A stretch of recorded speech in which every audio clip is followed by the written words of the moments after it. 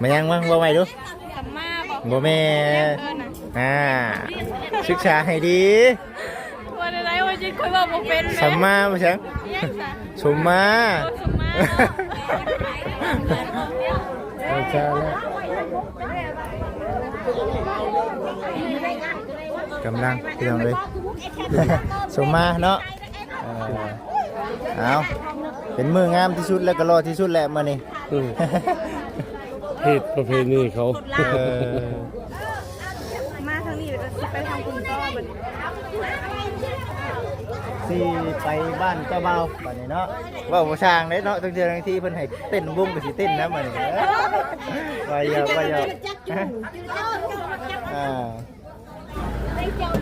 เชิญเจ้าบ่าวเจ้าสาวเด้อโดยว่า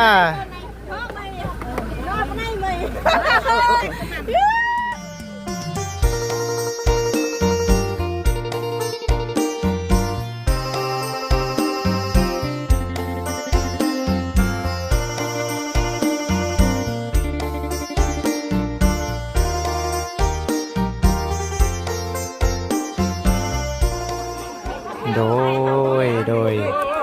กับทักทายสบายดีเด้อพ่อแม่พี่น้อง FC เบิร์ดทุกผู้สู่คนทั้งฝั่งลาวฝั่งไทยทั้งต่างประเทศเด้อพี่น้องเด้อ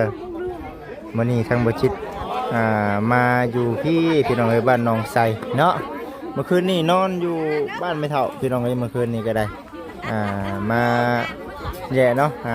เป็นพี่น้องทั้งเมียทั้งฝ่ายชายตอนนี้อยู่บ้านพายยิงได้เนาะเฮเคยมาพี่น้องเอ้ยสู่เจ้าสาวตอนนี้ทั้งเจ้าสาวเนาะกับเจ้าบ่าวกำลังมอบเครื่องสมมาให้กับปู่กับย่าพี่น้องเอ้ยเนาะพุ่นเด้อนี่ดิพี่น้องเอ้ยเนาะแต่มีนายเฮานี่เด้พี่น้องเอ้ยพุ่นเนาะนั่งจอกออยู่หั่นเนาะเพิ่นก็ได้ นั่งเบิ่งหมู่ไปก่อนมาซั่นเดี๋ยวพุ่นละมีเงินมีคำพุ่นละไปดองเอ้ยสิได้จัดงานคือหมู่ว่าซั่นตอนนี้หาเงินหาคำให้ได้ก่อนว่าซั่นเนาะ FC เพิ่นว่าให้พาวได้บ่จิตเอ้ยว่าซั่นเนาะเอาพี่น้องเอ้ยพาวอยู่เด้อเนาะแต่ว่าอันต้องได้หาเงินก่อนเนาะ กำลัง FC กำลัง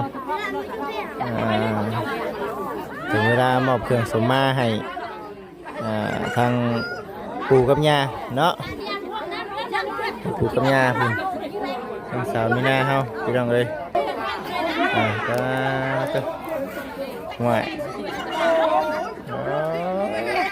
แต่ก็ไปสั่งเนาะ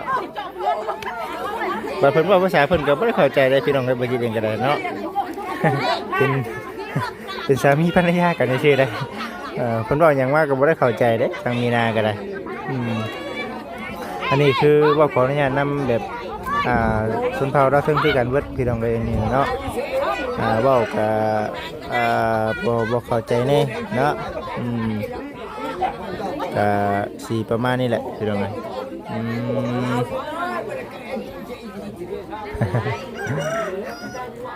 ฟังเบิ่งเนาะคือได้ยินข่าวว่าสิได้แห่บ่แห่ไผ่บ่คำว่าสิคือกันกับบ้านเฮาได้พี่น้องแห่ไผ่บ่เนาะแห่ไผ่คือกันกับบ้านเฮาบ่แม่แห่ไผ่เมื่อบ่บัดนี้โอ้สมมาอยู่พี่แล้วก็แห่ไผ่เมื่อเลยบ่แบบว่าเพิ่นเมื่อเลี้ยงปูเลี้ยงย่าแบบนี้แม่นบ่โอ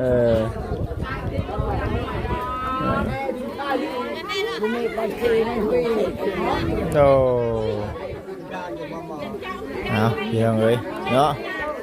คุณเซรถบัตรนี่ได้แต่เครื่องสมาแล้วคุณนี่ที่บัตรนี่เนาะสินั่งใช้บัตรเนี่ยเต็มเลยขั้นไหนก็เต็มเนาะรถมา2 คันนึงนะพี่น้องลองเบิ่งจากแรกเข้ามาเป็นจีบอกเนาะ เอา FC ทุกๆท่านเบิ่งไปน้ำกันเบิ่งไปน้ำกันเนาะ ทั้งเจ้าบ่าวพี่น้องเอ้ยเป็นพี่น้องกันกับทั้งสาวมีนาเพิ่นเอาแล้วไปกับวัน สมมาเนาะ มายังวะว่าไว้ดู สมมาบอก บ่แม่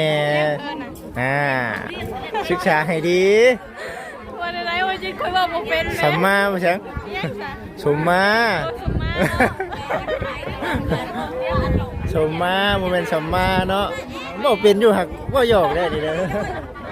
ว่าเสียงสีเพิ่นก็ว่าบ่ถึงไอ้สา จันว่าทางบ้านเพิ่นเอิ้นแนวนี่ว่าซั่นเนาะนี่เด้เนาะทางเจ้าบ่าวเจ้าสาว จะว่าจะข้าวขึ้นรถอีกได้ว่าจิต มานี่ได้คือมานเท่าเนาะมานนี่ดินี่เนาะสองเทือนี่ได้คำว่าเจ้าสาวกับเจ้าบ่าวขึ้นรถเนี่ย ภายในเพิ่นปิดเพลงแล้วพี่น้องเอ้ยเนาะก็ได้ถ่ายคลิปได้ตอนนี้กำลังสมมาปู่กับย่าเนาะคุณพี่น้องเอ้ยเบิ่งเด้อเนาะผม ไม่ให้ว่าเพิ่นเต็มรถแล้วบ่จักกันนี่ คนได้ แต่ว่าถ้ามีเครื่องสมมาน่ะอยากขึ้นหลายอยู่ได้เนาะคนสิไปนั่งใช้บัตร จะได้เข้ามาเพิ่นมีรถเด้เนาะเข้ามาเพิ่นมีรถอีกกลางสิเชื่อ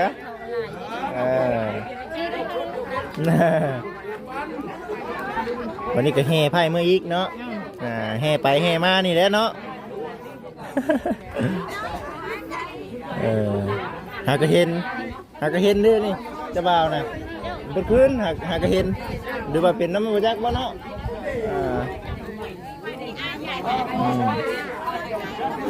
เอาเบิ่งไปก่อนพี่น้องตอนนี้เวลา 11 โมงเนาะ ฮอดบ้านเที่ยง แม่นทางเบิ่งเนาะโอ้สมมาแบบนี้เลยพี่น้องในบ้านเฮาเนาะอยู่ทางฝั่งไทยเป็นจังใดเด้เนาะคือกันอยู่บ่พี่น้องเนาะทางต่างประเทศเป็นจัดงานแบบเดียวกันอยู่บ่เนาะบ้านเฮาก็สิประมาณนี้แหละพี่น้องเอ้ยดีใจเนาะดีใจนำ งัก ดีใจนำครูสมรสพี่น้องเอ้ยถือว่าเปิดละบัดนี่หายห่วงบัดนี่มีแต่ซอยกันหาเงินหาคำเบิดเท่านั้นเนาะหักเพลงกันจนเฒ่าจนแก่พี่น้องเอ้ยผู้รักผู้ใหญ่สงกรรมสงภัยเพิ่นมาพบมาพ่อเพิ่นมาต่อมาโฮมกันเด้เนาะนั่นได้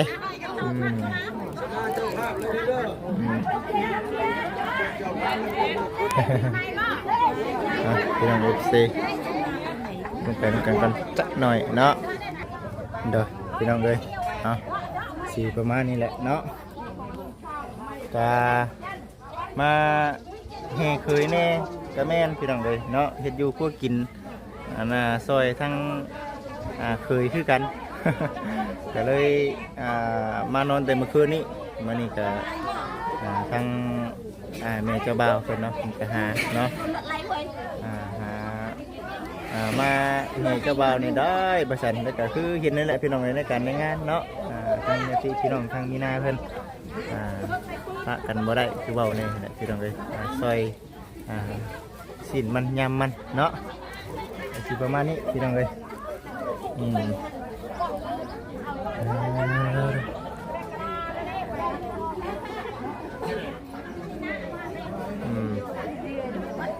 เดี๋ยวโม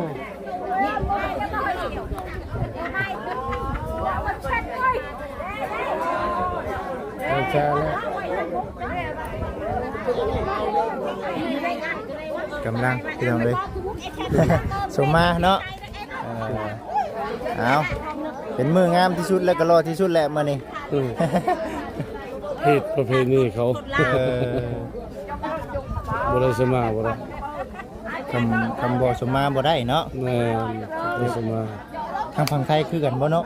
บ่คือแล้ว บ่คือบ่ บ่คือ บ่คือเนาะ ไปคนละมองเลยคนละแบบเลย คนละแบบเนาะ เนี่ยคนละแบบ โดยพี่น้องเลย นี่เด้ บ้านหนองไทร บ้านลูก บ้านหนองไทรเนาะเคยเข้ามาเพื่อนไปเนาะแถวนี้แถวน่ะเพื่อนแถวนั่นแหละ โมจิตนี่ ฮะ เป็นสุจิตเลย เคยเข้ามา3เทื่อ3 ปีแล้ว3 ปีแล้วบ่ได้เข้ามาเนาะเข้ามาแต่ช่วงทำอิฐเลยนี่เจ้าเป่าเจ้าสาวปู่ย่าเนาะทั้งนี้เฮาทั้งปู่กับย่าเนาะทั้งนี้เนาะ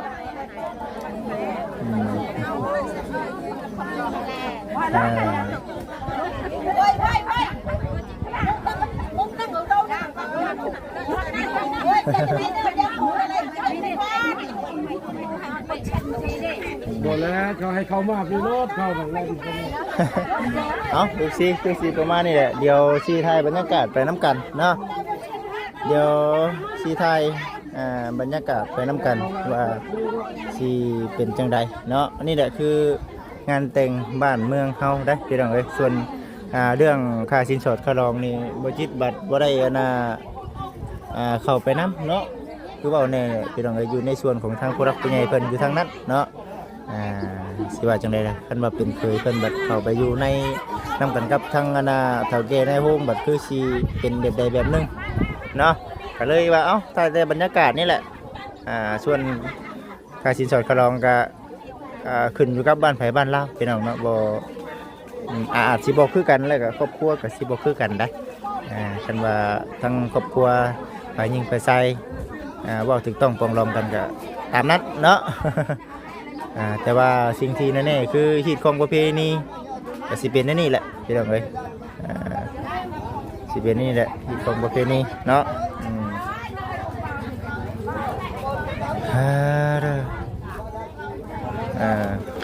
เบิ่งสิเอาเพิ่นก่อนเนาะถ่ายคลิปนะ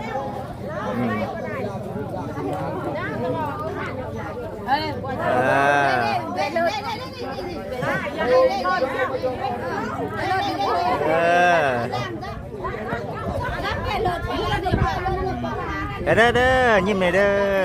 อึ๊บเนาะเอาคือสีนั่นนี่แหละจะว่าเขาสิได้ให้เจ้าสาวเจ้าบ่าวและพี่น้องเอ้ยรถคันนี้มาในได้พี่น้องเอ้ยรถคันนี้เนาะ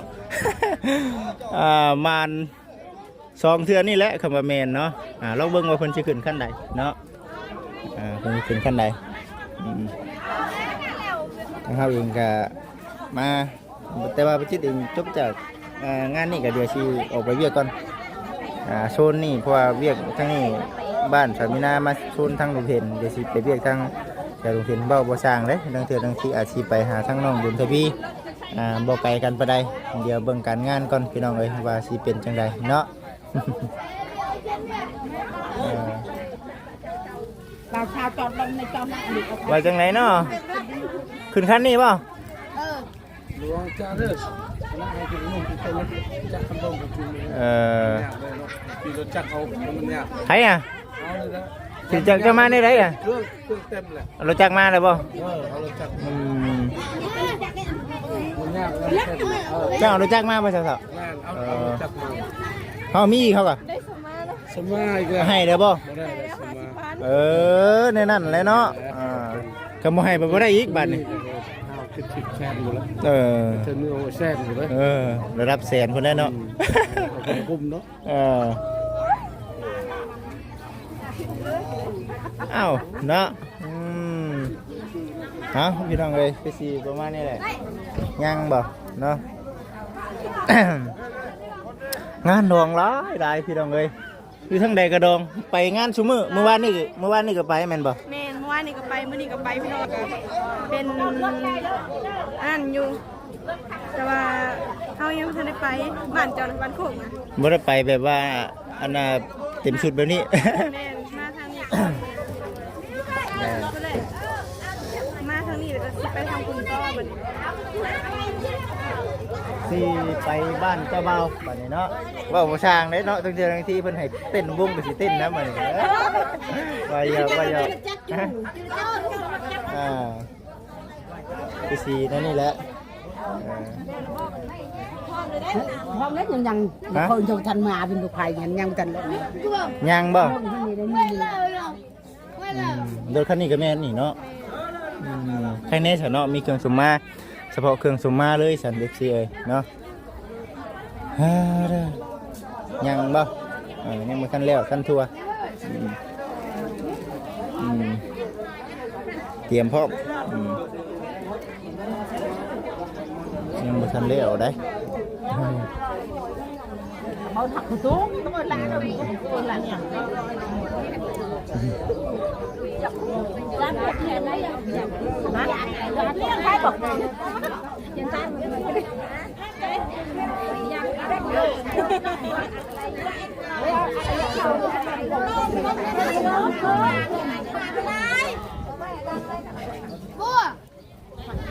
เบิ่งบรรยากาศไปน้ำกันพี่น้องเลยแต่สิประมาณนี้แหละเนาะประมาณนี้แหละ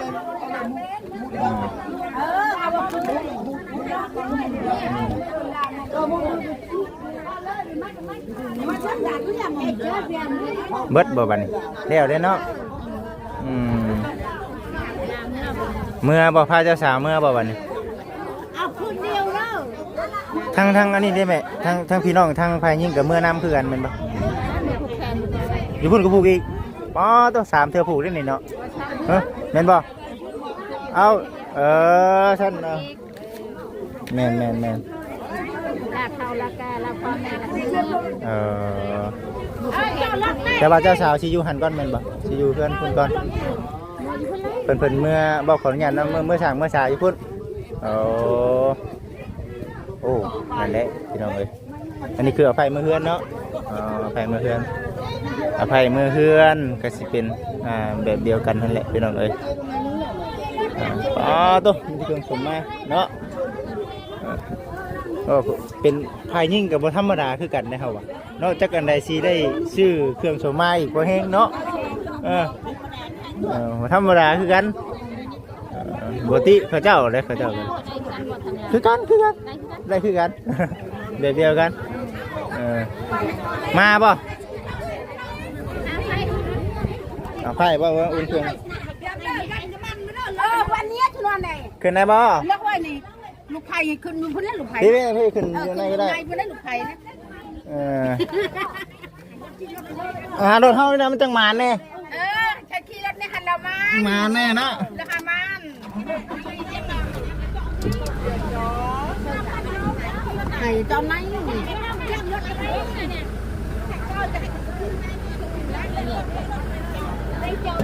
เชิญเจ้าบ่าวเจ้าสาวเด้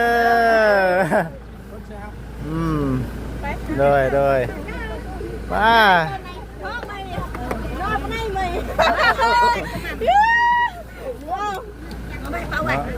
ได้น้องพี่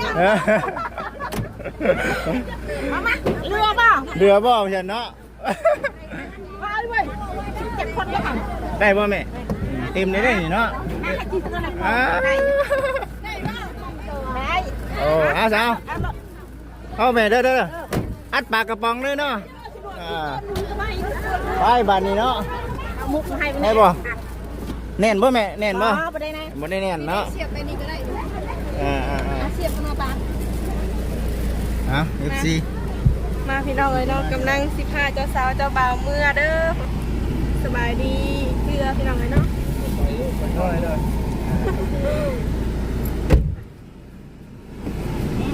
สุดทางแล้วมื้อนี้แม่นสุดทางมื้อนี้ไก่ซ้ำไก่กลมม่วนซื่นนี่เนาะเฮาไปนะบ่ได้ตื่นน้ำบุงบ่ได้ยอมมื้อนี้พี่น้องเอ้ยบ่ยอมสบายดีเด้อน้องเอื้อยเนาะเอิ้นน้องเด้เนาะเขาเอิ้นเพิ่นน่ะนะน้องเนาะยินดีนำเนาะเลยอัดปลากระป๋องไปเลยมื้อนี้กันอย่ามันสิมันอย่ามันนี่น่ะแม่เนาะไอ้รถอันนั้นออกก่อนยังทางหลังของทางหลังเขาบ่พอนอันนี้รอเนาะไอ้เกิดอะไรขึ้นพี่ยงเล่นรถยังไม่ได้ออกทางหลังทางขาถอยรถเขาอยู่หนาเลยตรวจไปทางคุณไปเลยก็ได้แล้วว่าได้บ่ได้บ่ไปพี่น้องเลยเนาะได้บ่ได้บ่เตรียมพร้อมไป ใช่ออก แค่ร บิ ถ ด จั บ่ กรแค่รถจักรเพิ่น ลังก็ถอยอันนี้ได้อะไรถอยเยอะออกแล้ว ไปพี่น้องเลยหอนอดีรอเนาะ ตัวหักบ้านของพี่แห้ง เปิดก่อนมันยังนั่นแหกอายแล้วก็อายเขากันไปนะ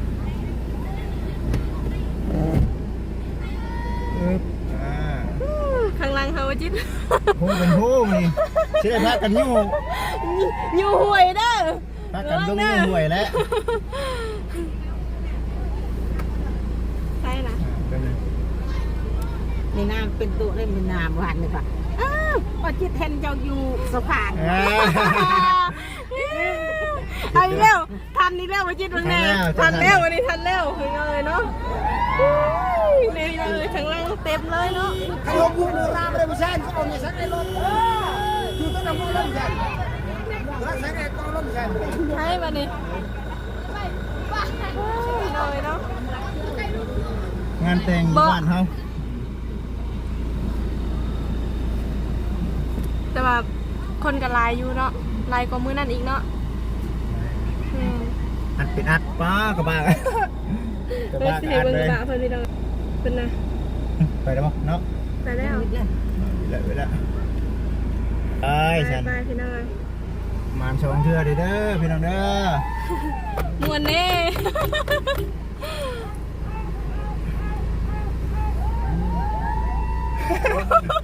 เฮ้ยเนาะเอาเสาม้วนมือม้วนได้เสียเนาะ แมน ไปก่อนเนาะ ไปก่อนมือม้วนถือว่าไกลเติบได้พี่น้องเลยเนาะอ๋อตู้ สุดทางอยู่น้องมื้อนี้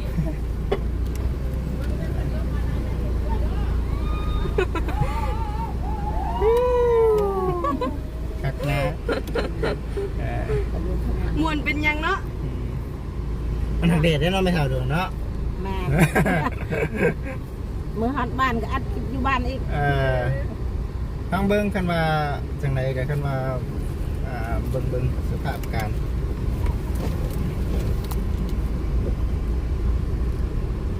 เพื่อสิฮอดบ้านเฮาอีกเนาะฮอดเที่ยงแล้วบ่จักปานนี้ จากโมงแล้วจ้ะ 11 ครึ่ง 11:00 นบ่ 11 โมงครึ่ง หอดคุณกับ12พนแล้ว เที่ยง ทำปักเรียนมือนั้นนะ ยิ้มเด้อยิ้มเด้อเจ้าสาวเด้อ มื้อนั้นว่าขออนุญาตนำพาเจ้าสาวไปมื้อนั้นเจ้าสาวบ่ยิ้มมื้อน่ะ เจ้าสาวบ่ยิ้มเบิ่งเจ้าของก็บ่งามแน่น่ะเนาะ เจ้าสาวคือหน้าบูดแท้บ่จิต แม่ ว่าซั่น นพี่น้องเอ้ยเนาะกับว่าอะไรเนาะ เจ้าสาวหิวนอนเว้ย ว่าเจ้าเช้านั้นตั้งหน้าบูดเลย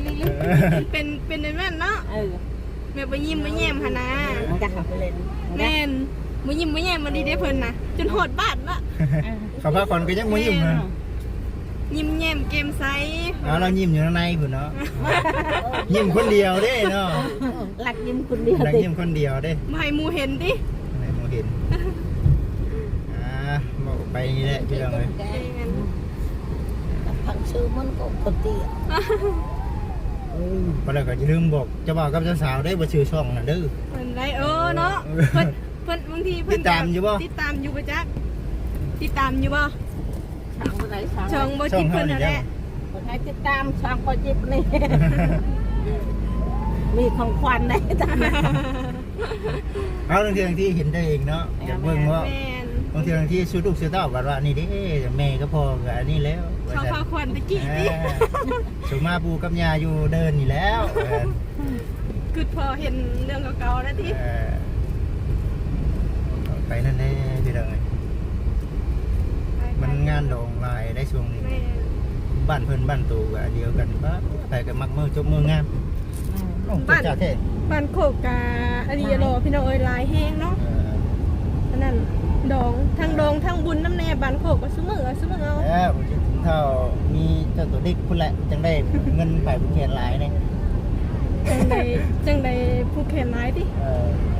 ผูกแม่ไม่ได้ต้องผูกลูกน้ำ ไปพี่น้องเอ้ยเนาะเดี๋ยวสิเพิ่นแหละ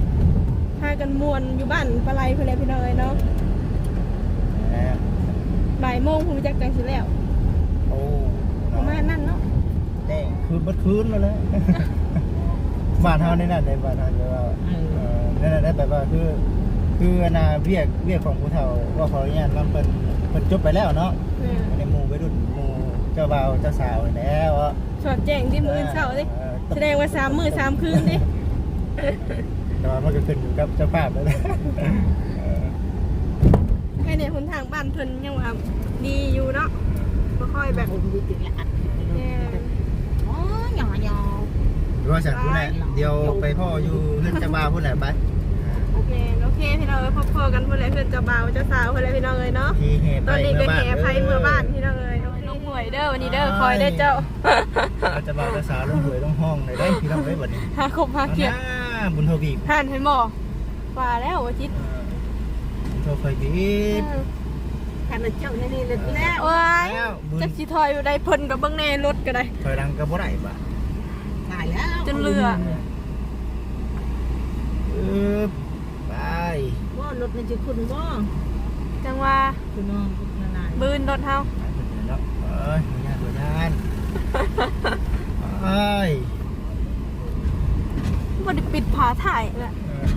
มันสิบ่ฮักบ่ เอ้ยเนาะเบิ้น เป็นยัง ลงอยู่เด้อพ่อเฒ่าไม่เฒ่า ร้านเคยก็ได้เนาะให้แม่เฒ่าพ่อเฒ่าอยู่รถว่ะฮะ เดี๋ยว เป็นยังบัดเด็ด ปิดแล้วมัน ตัวนี้นี่มันรู้สึกว่า ไม่ดอกเนาะ ไม่เนาะยัดไม่ ไม่มันด ด อ อก กใจรถวันนี้วิทย์แล้ว เออหอดบ้านแน่วันนี้ก็ได้ ตายพ่วง เป็นได้รู้สึกได้เจ้าบ่าวเจ้าสาวในมื้อนี้งานนี่ พิเศษแล้วเนาะวันนี้เนาะ พิเศษที่สุดหน่อยเนาะ เป็นปีกับนางเอกแล้วเหมือน โหคักเป็นยังโหเปลี่ยนเรื่อง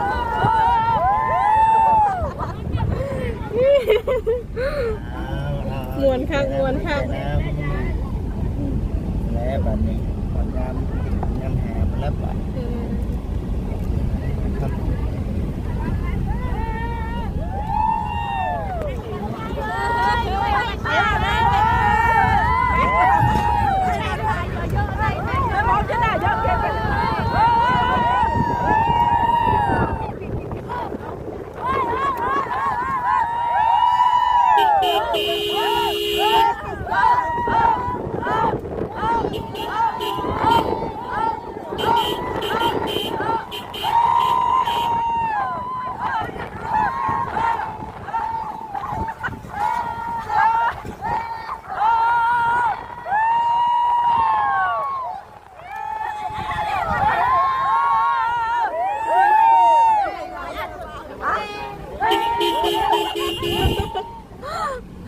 วันนี้เด้อวันพิเศษ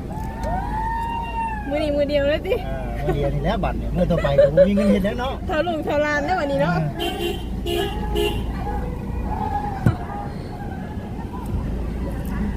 วันนี้ก็น้ำไหลมันจะน้ำก็ไหนบ้าง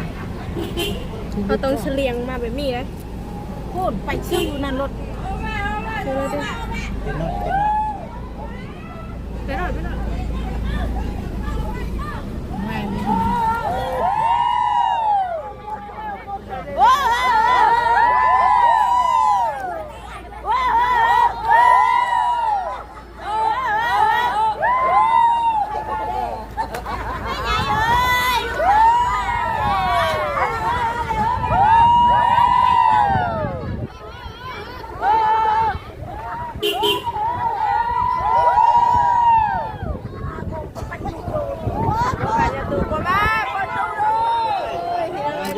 หอดซานแล้ววันนี้เนาะ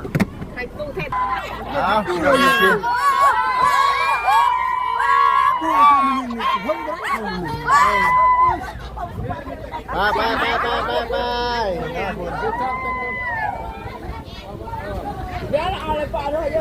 อเยอะไปเดินนางจะเรียกเป็น FC ทุกท่านมาหอดมาถึงแล้วบาทนี้เนาะ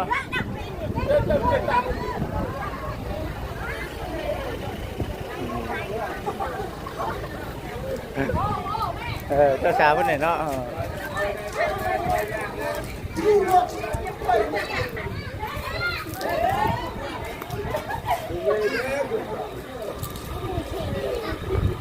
อืม